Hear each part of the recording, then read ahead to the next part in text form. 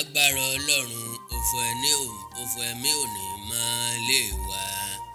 Akadọ́ra Awikonko náà ló kọ̀ mí mú kí gbogbo ọmọ Yorùbá jákèjádò àgbáńláyé pẹ̀tùkù dédé àkókò yìí. Ẹwà Èdè Yorùbá TV níbi tá a ti ń ka àwọn ìwé aládùn lọ́lọ́kan ọjọ́kan bẹ̀ náà la tún bọ́ sí. Ìwé tá ń kà lọ́wọ́ náà ni òfò ẹ̀mí látọwọ́ ọ̀jọ̀gbọ́n òǹkọ̀wé àgbà nínú nǹkan Ọládẹ̀jọ Ọdẹ́bùnmi. Ìwé wà fún ìgbádùn yẹn ni o. Bákan náà lóríṣiríṣi àwọn ìwé tá a ti kà sẹ́yìn. Bí ẹ bá ti dé ìkànnì yìí ẹ gbìyànjú láti subscribe sí channel wa kẹ́ ẹ lè rí àwọn ìwé aládùn títí ń bẹ tẹ́lẹ̀tẹ́lẹ̀ àti àwọn tí a tún padà kà lọ́jọ́ iwájú. Àánú Ọlọ́run aláyọ̀ nífẹ̀ẹ́ nìkọ̀ọ̀kan wá sílẹ̀. Ẹ mú kàlẹ́ owó kẹ́ ẹ mú tọmọ kẹ́ ẹ mú tàìkú baálẹ̀ lọ́rọ̀ kájọ gbádùn òfò ẹ̀mí. Orí 9 náà la ṣèlérí pa ti tẹ̀ síwájú. Àkọlé tí ń bẹ lórí 9 ọ̀hún náà ni ẹja àjàgbégbàwọ̀.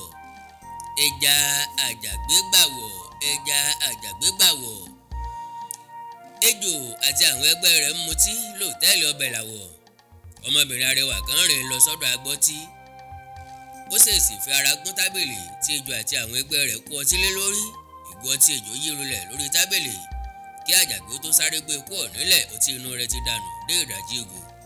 I'm sorry sir, don't worry. Kẹ́mi sáré lọ sí ọ̀dọ̀ agbọ́tí ó bẹ̀ẹ́ kí ó fún un ní ìrànlẹ̀. Ó fẹ́ nu ọtí tó dànù. Agbọ́tí sọ fún un pé kó má ṣe yọ ara rẹ̀ lẹ́nu. Onítọ̀hún gbé ìrànlẹ̀ ó bá nu ọtí náà. Àjàgbé sí ọtí mìíràn ó sì mú. Kẹ́mi béèrè fún sítà méjì. Ó jókòó lórí àga tó gọjú sí ti àjàgbé àti àwọn ẹgbẹ́ rẹ̀. Ó ká ẹsẹ̀ ọ̀tún létòsí. Ó ń gbádùn ọtí rẹ̀. Ó tẹjúmọ́ ejò. Ńgbà tó pẹ́ tẹ́jò ti ṣe àkíyèsí pé Kẹ́mi ń yọ òun wò. Òun náà tẹjúmọ́ ó sì ṣẹ́jú sí i. Kẹ́mi rẹ́rìn músẹ́. Àjàgbé náà sì fi ẹ̀rín dá padà. Sista bá dára kẹ́ súnmọ́ wa ń bì kájọ máa gbádùn.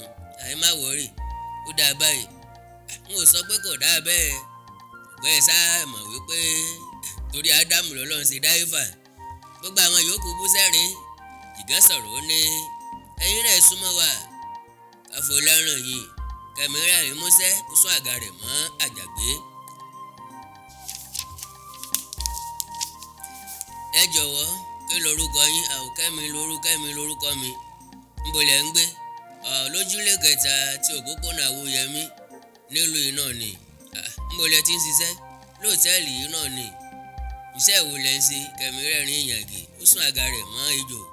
Ó fi ẹnu kò létí ó sọ fún kẹ́lẹ́kẹ́lẹ́ pé aṣẹ́wó ni òun. Ní tí àjàgbé ń wá lọ sí Sókótó ó pàdé rẹ̀ lápò ṣòkòtò. Ejò ọ̀sẹ̀sẹ̀ pé ọ̀rọ̀ sọmọ́ ó sọ fún Kẹ́mi pé kí ó jẹ́ kí àwọn wọ yàrá lọ. Àwọn méjèèjì yára mu ọtí wọn tán. Wọ́n wọnú yàrá lọ lẹ́yìn tí wọ́n ti wá ohun díẹ̀ jẹ látago 9 alẹ́ tí wọ́n ti wọlé sùn. Òwúrọ̀ ọjọ́ kejì ni wọ́n tó yọjú sóde. Wàhálà tí ejò ṣe mọ́jú mú kí ọ̀rẹ́ púpọ̀. Ó dìde jókòó lórí ibùsùn. Ó tẹ ẹ̀rọ amúnátàn ní ara ògiri. Iná ìjọba sàn ó fi ọwọ́ lé Kẹ́mi lára. Kẹ́mi tí ó ti da aṣọ borí lórí ibùsùn sí aṣọ orí rẹ̀. Ó ń wojú ejò. Ó ń ronú wípé òun máa rí níbì kan. Nígbà tí Kẹ́mi kò lè mú un mọ́ra mọ́ ó sọ̀rọ̀. Bùrọ̀dá ó dàbí ẹni pé mo mọ̀ yín rí o níbì kan. Níbo ni? Kẹ́mi ronú bí tó ti máa jàgbé náà tẹjú mọ́. Iye Kẹ́mi sọ lójijì ó ní yunifásitì Ọbáfẹ́mi Awólọ́wọ̀ nílé Ifẹ̀ òótọ́ ni. Ó dàbí ẹni pé èmi náà rí ojú yín rí ṣùgbọ́n mi ò níran bẹ̀. Àfìgbà tẹ́ sọ̀rọ̀ yìí ni mo tó rántí. Ṣé bẹ́yìn ló lórí àwọn tulẹ̀ ní nǹkan bíi ọdún 10 sẹ́yìn?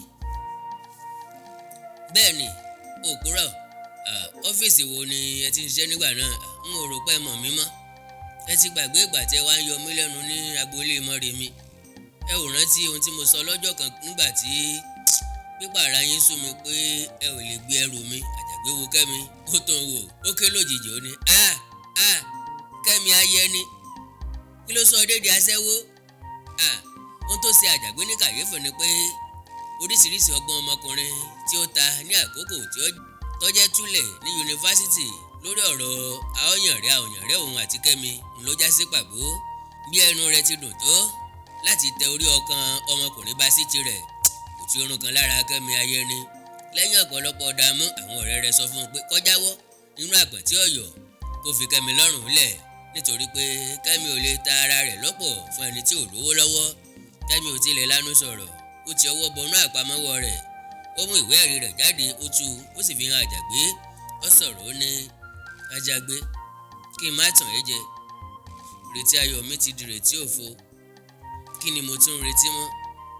Ìlú tó ń sàn fún wàrà àtoyin, dibi tí ewúrẹ́ ti ń sọkún epo ẹ̀gẹ́, adìẹ òkòkò ń sọkún àgbàdo, ìgbẹ́ wọn láàtàn, ajá ò rí nǹkan jẹ. Wọ̀bì àwọn òṣèlú tó sọ̀lú dahoro ló mú mi gbégbá aṣẹ́wó. Ìwé ẹ̀rí mi nìyí. Lọ́jọ́ tí wọ́n ti kí mi kú oríire àṣeyọrí ni mo ti ń gbé pálí lásán kiri. Pẹ̀lú omi ojú ní Kẹ́mi fi ń sọ̀rọ̀. Àjàgbé ejò ò lè wo ojú Kẹ́mi rárá, òdòríkodò ó ń dà mí lójú bí ẹkún iléji.